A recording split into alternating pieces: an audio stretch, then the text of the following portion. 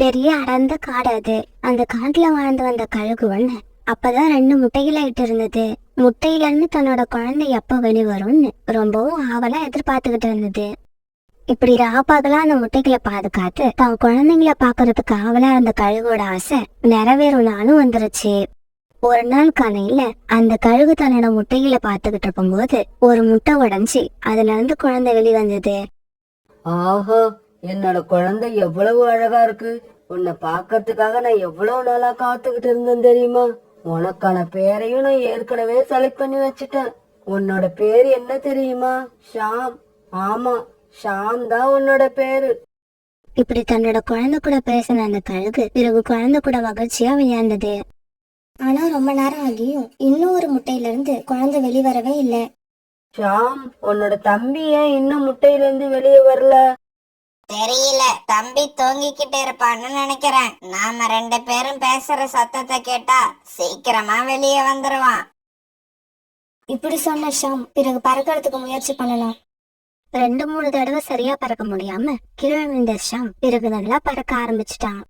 அதை பார்த்து அவங்க அம்மாவும் ரொம்ப மகிழ்ச்சியா இருந்தாங்க. மறுநாள் பொழுது விடிஞ்சிச்சு. கழுகும் கழுகோட குழந்தை ஷாமும் கண் விழிச்சு பார்த்தப்ப இன்னொரு முட்டையில இருந்து குழந்தை வெளிவந்திருந்தது. ஆனா அந்த குழந்தை ரொம்பவும் சின்ன குழந்தையா சரியான வளர்ச்சி இல்லாத குழந்தை மாதிரி இருந்தது. அம்மா அம்மா, தம்பி வந்துட்டான். இதுக்கப்புறம் எல்லா நேரமும் நான் தம்பி கூடவே விளையாடுவேன். அம்மா, தம்பிக்கு என்ன பேர் வைக்கிறது? தம்பியோட பேரு பீம். பீம், இங்க வா, நாம 2 பேரை விளையாடலாம். அண்ணன் இப்படி கூப்பிடவே தம்பியும் கூட்ட விட்டு வெளியே வந்து அண்ணன் கூட குதிக்க ஆரம்பிச்சான். பிறகு கொஞ்ச நேரம் கழிச்சு ஷாம் பறக்க ஆரம்பிச்சான். அத பார்த்த பீம் பறக்கிறதுக்கு முயற்சி பண்ணணும். ஆனா அவனால முடியல. அப்படிதான் பீம், நல்லா தம் கட்டி ரெக்கைய வீசி பறக்க முயற்சி பண்ணு. பீம் அம்மா சொன்ன மாதிரி பறக்க எவ்வளவு முயற்சி பண்ணணும். அவனால கடைசி வரைக்கும் பறக்க முடியல. அம்மா அம்மா, என்னோட ரெக்கையெல்லாம் வலிக்குது. என்னால பறக்கவே முடியல. இப்படி கொஞ்ச நேரம் அழுதுகிட்டே இருந்த பீம் பிறகு கூட்டுல படுத்து அப்படியே தூங்கிட்டான். பிறகு ரொம்ப நேரம் கழிச்சு கண் வீச்ச பீம மறுபடியும் அவங்க அம்மா கழுகு பறக்க வைக்க முயற்சி பண்ணுச்சு. ஆனா பீமால பறக்கவே முடியல. இப்படியே சில நாட்கள் நடந்துச்சு. அம்மா, என்னால பறக்கவே முடியல. இனிமே என்ன பறக்க சொல்லாதீங்க. என்னோட ரெக்கைகள் ரொம்பவும் வலிக்குது. இந்த குழந்தைங்க பிறக்கிறதுக்காக நான் எவ்வளவு ஆவலோட காத்திருந்தேன். 2 ஆண் குழந்தைகள் பிறந்ததும் ரொம்பவும் சந்தோஷப்பட்டேன். ஆனா இப்பதான் தெரியுது, பீமால இனிமே பறக்கவே முடியாது. இவனை வச்சுக்கிட்டு நாம என்ன பண்றது? இவன் பிறந்ததுக்கு பிறக்காமலேயே இருந்திருக்கலாம். அம்மா, உடம்பெல்லாம் ரொம்பவும் டயர்டா இருக்கு. எனக்கு பசிக்குது. ஏதாவது சாப்பிட கொடுங்க. பீம், வாய மூடு. பறக்க தெரியாத உனக்கு சாப்பாடு எதுக்கு? காலம் பூரா உன்னை வீட்லயே உட்கார வச்சு என்னால உணவு கொண்டு வந்து கொடுக்க முடியாது.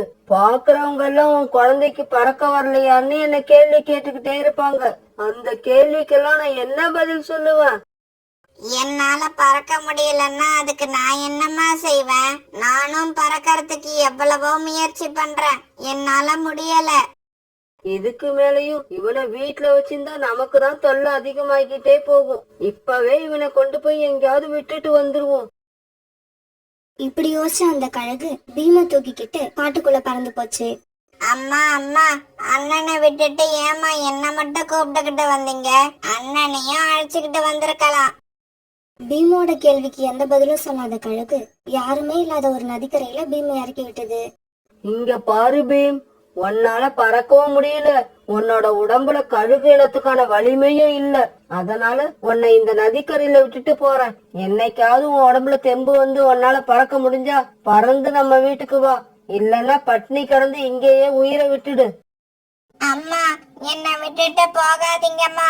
எனக்கு ரொம்பவும் பயமா இருக்கு. என்னையும் வீட்டுக்கு அழைச்சுக்கிட்டு போயிடுங்க. ஆனா பீம் சொன்னது எதையுமே கழுகு காதுல வாங்கவே இல்ல. அங்கிருந்து பறந்து போயிடுச்சு. அந்த சமயத்துல கோரிக்காகவும் சோனா குருவியும் தண்ணீர் குடிக்கிறதுக்காக நதிக்கரைக்கு வந்தாங்க. அம்மா அம்மா, எனக்கு ரொம்பவும் பயமா இருக்கு. என்னை இங்க விட்டுட்டு போகாதீங்க. உங்க கூடவே கூப்பிட்டுக்கிட்ட போங்க. கோரி அக்கா, இந்த கழுகு குழந்தை சொல்றத பார்த்தா இவங்க அம்மா இவன் தேவையில்லைன்னு இங்க கொண்டு வந்து விட்டு போயிட்டாங்க போல இருக்கு. ஆமா சோனா, நானும் அப்படிதான் நினைக்கிறேன். ஏய் தம்பி, உன் பேர் என்ன? எதுக்காக அழுதுகிட்டு இருக்க? உனக்கு வீடு இருக்கிற இடம் தெரியும்ல, பறந்து போக வேண்டியதுதானே? எதுக்கு அம்மாவை எதிர்பார்க்கற? ஆண்டி, என்னோட பேரு பீம். இப்படி சொன்ன பீம் கோரிக்காகத்துக்கிட்டயும் சோனா குருவி கிட்டயும் நடந்த எல்லாத்தையும் சொன்னான். உடம்புல வலிமை இல்லாத பறக்க தெரியாத நான் வீட்ல இருக்கிறத எங்க அம்மா விரும்பல. அடப்பாவுமே, இந்த உலகத்துல இப்படியும் ஒரு அம்மாக்காரி இருக்காங்கறத என்னால நம்பவே முடியல. இந்த குழந்தையோட அம்மா ரொம்பவும் மோசமான குணம் உள்ளது. நல்ல குணம் உள்ள யாருமே இப்படி செய்ய மாட்டாங்க. ஆனா எனக்கு என்னவோ இந்த குழந்தைய பார்க்க ரொம்பவும் பாவமா இருக்கு. இந்த குழந்தையோட அம்மா செஞ்சதை என்னால மன்னிக்கவே முடியல.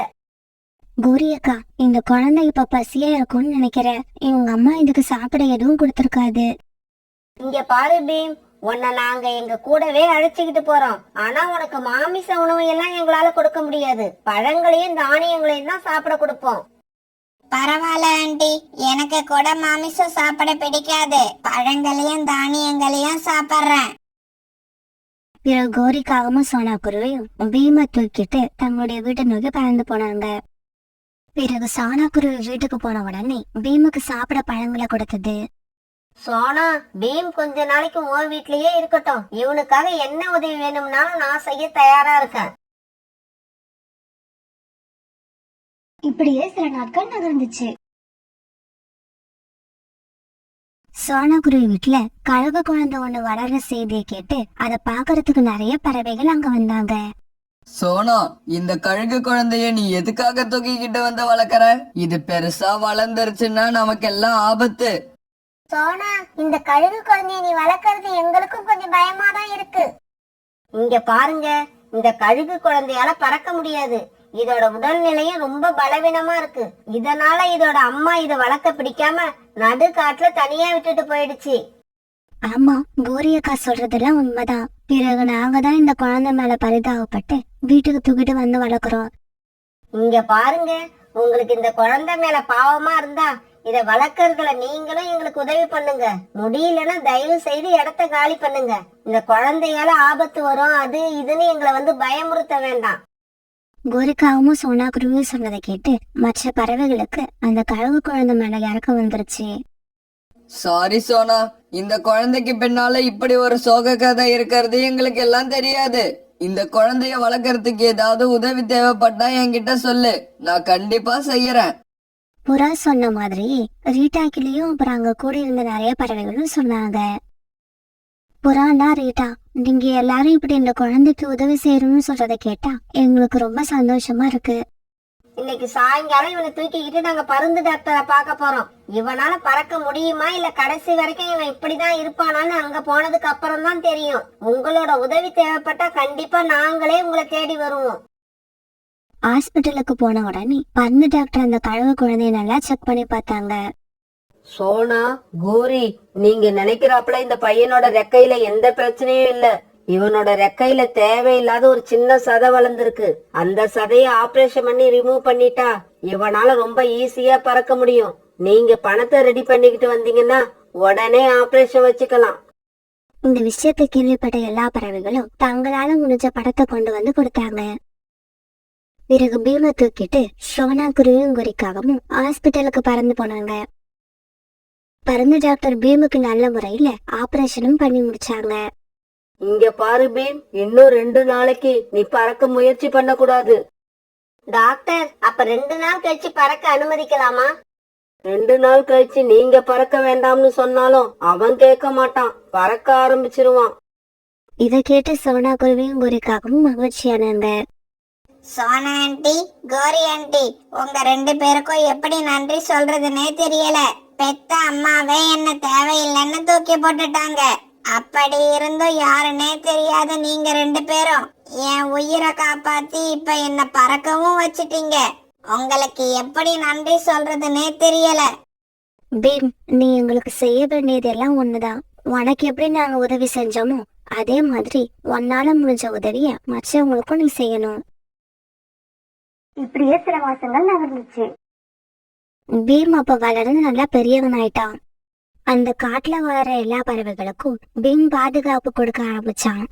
பீம் இப்படி பாதுகாக்கிற காரணத்தால அந்த காட்டுல உள்ள சின்ன பறவைகளை வேட்டையாட யாருமே அந்த பக்கம் வர்றதில்ல.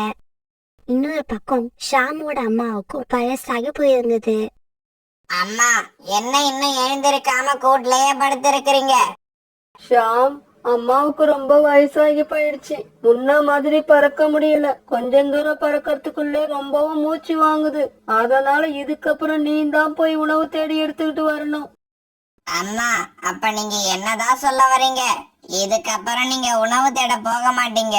நான் தேடி எடுத்துக்கிட்டு வர உணவை வீட்லயே உட்காந்து சாப்பிட போறீங்க, அப்படிதானே? டேய் ஷாம், அம்மாவை பார்த்து இப்படி பேச உனக்கு எப்படிடா மனசு வருது? அம்மா, இதுக்கப்புறம் உங்களால பறக்க முடியாது. அதனால உங்களுக்கு ஒவ்வொரு வேலையையும் நான் தான் பார்த்து பார்த்து செய்யணும். அது என்னால முடியாது. ஷாம், என்னடா இது? மனசாட்சியே இல்லாம உன்னால எப்படி இப்படி எல்லாம் பேச முடியுது? அம்மா, பீமனி எனக்கு ஒரு தம்பி இருந்தான், அது ஞாபகம் இருக்கா? அவனால பறக்க முடியலன்னு நீங்க தானே எங்கேயோ கொண்டு போய் அவனை விட்டுட்டு வந்தீங்க. அம்மா, நான் உங்களோட பையன்மா, உங்களோட ரத்தம். நானும் உங்களை மாதிரி தான் யோசிப்பேன். இப்படி சொன்ன ஷாம் தன்னோட அம்மாவை தூக்கிட்டு காட்டுக்குள்ள பறந்து போனான். அந்த கழுகு எந்த நதிக்கரையில பீமை தவிக்க விட்டுட்டு வந்ததோ அதே நதிக்கரையில ஷாம் அவங்க அம்மாவை விட்டுட்டு வந்தான். தன்னோட நிலைமை இப்படி ஆனதை நினைச்சு அந்த வயசான கழுகு அழ ஆரம்பிச்சது. அந்த சமயத்துல தண்ணீர் குடிக்கிறதுக்காக சோனா குருவும் பீமும் அந்த நதிக்கரைக்கு வந்தாங்க. அம்மா, நீங்க யாரு? ஏன் இங்க உட்கார்ந்து அழுதுட்டு இருக்கீங்க?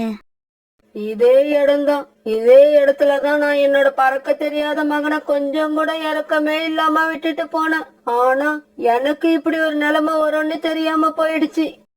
அந்த வயதான கழுகு இப்படி சொன்ன உடனே அந்த கழுகு பீமோட அம்மாங்கிறது சோனா குருவிக்கு புரிஞ்சிருச்சு. பீம், இது வேற யாரும் இல்ல, உன்னோட அம்மாதான். அப்படியா? எனக்கு பறக்க தெரியாத காரணத்தினால என்னை இங்க விட்டுட்டு போன அம்மா இவங்க தானா? பீம், என் மகனே, நீ இன்னும் உயிரோட தான் இருக்கியா? உன்னால பறக்க முடியுதா? ஆமா, உங்களோட பையன்தான். இவனை நீங்க விட்டுட்டு போயிருக்கலாம், ஆனா நாங்க விடல. காட்டுல உள்ள எல்லா பறவைகளும் சேர்ந்து இவனுக்கு ட்ரீட்மெண்ட் பண்ணி இவனை பறக்க வச்சுட்டோம். அம்மா, நீங்க என்ன பாத்துக்கிறத விட இவங்க எல்லாரும் என்ன ரொம்பவே நல்லா பாத்துக்கிட்டாங்க. எனக்கு நல்ல குணங்களையும் சொல்லி கொடுத்திருக்காங்க. பீம், உன்னோட அண்ணன் ஷாம் என்னால பறக்க முடியலன்னு தெரிஞ்ச உடனே அவனுக்கு நான் பாரமா இருக்கேன்னு என்னை இங்க கொண்டு வந்து விட்டுட்டு போயிட்டான். இங்க பாரு பீம், இவங்க உன்னோட அம்மா. இப்ப இந்த நிலைமையில இருக்காங்க. இவங்களை இப்ப நீ என்ன பண்ண போற? சோனா ஆண்டி, இது என்ன கேள்வி? இவங்களை என் கூட அழைச்சுக்கிட்டு போய் கடைசி வரைக்கும் வச்சு பாதுகாக்க போறேன். பீம், நான் உனக்கு 1000 தான் கெடுதல் செஞ்சிருந்தாலும் அம்மான்ற பாசம் உனக்கு இன்னும் இருக்கு. அப்படியெல்லாம் இல்ல. உங்க இடத்துல எந்த வயதான பறவை இருந்தாலும் நான் இப்படிதான் செய்வேன். உங்களையும் யாரோ ஒரு வயதான பறவைன்னு நினைச்சுதான் அழைச்சுக்கிட்டு போறேன். உங்களை என் அம்மான்னு நினைச்சேன்னா உங்களுக்கு உதவி செய்ய எனக்கு மனசே வராது. இப்படி சொன்ன பீம் பிறகு அந்த வயதான பறவையை தூக்கிட்டு நதிக்கரையை விட்டு பறந்து போனான்.